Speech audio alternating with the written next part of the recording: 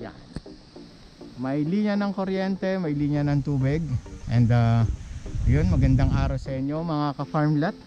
Nandito ako ngayon sa bayan ng Santa Maria. So ito yung property na ipapakita ko sa inyo. At take note mga ka-farmlat, napakadaming fruit bearings nito.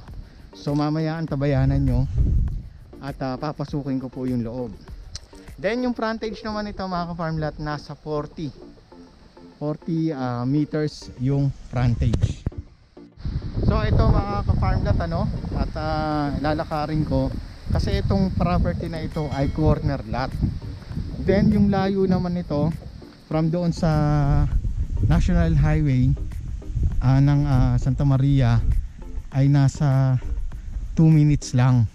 Nandito na po kayo sa loob ng property. So ayan yung nakikita ninyong mga nakatanim dito. Mayroong mga kawayan.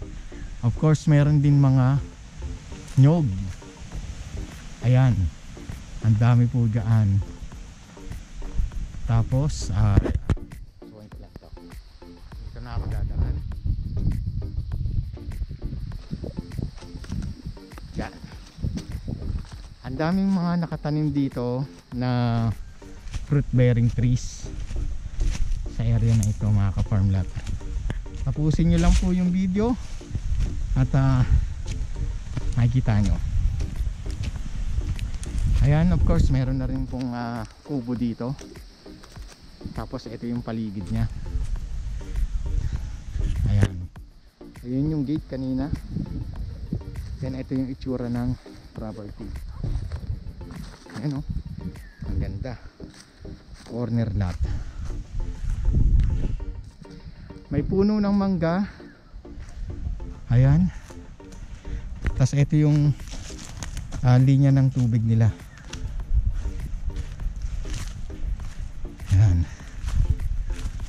Ayan ang itsura.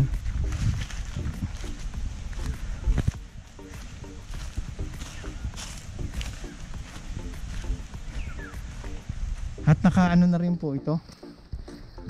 May bakod din po ito mga kapangla. Yan, ang ganda yan.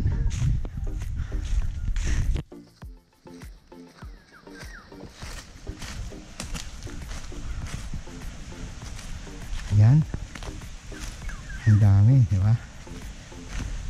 So isa-isahin po natin mga ka-farmlat yung fruit bearing trees na nandito. Ayan, unahin ko na po yung rambutan. Meron rambutan dito, lansones, langka, santol, mangga, kape. Meron din dito, bayabas.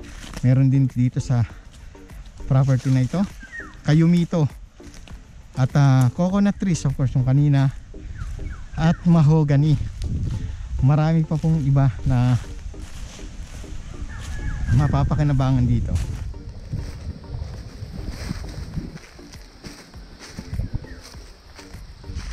Ayan, tabing kalsada, corner lot. Okay, at ngayon pag-usapan natin mga ka-farmlat kung ilan ang total area po nito. Ang total area nito kalahating hektarya or 5,000 square meters. Corner lot, 40 meters. Naka frontage po sa Barangay Road. Then ang halaga naman po nito ay nasa 700 pesos per square meter. Yan po tax deck po ito.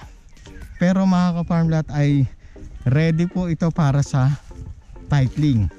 Kompleto po ang documents nito, buhay po ang may-ari. At ayun mga ka-farmlat, napaka ganda dito.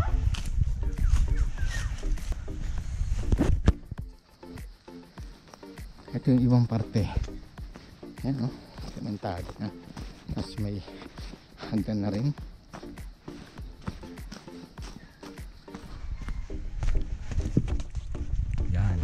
At sa karagdagang impormasyon, tumawag lamang po kayo sa mga numerong naka-flash dyan sa inyong mga screen at mag-set po tayo ng inyong mga tripping. Muli ito si Jem, ang inyong tagapaglingkod at tagapagbalita ng magagandang property.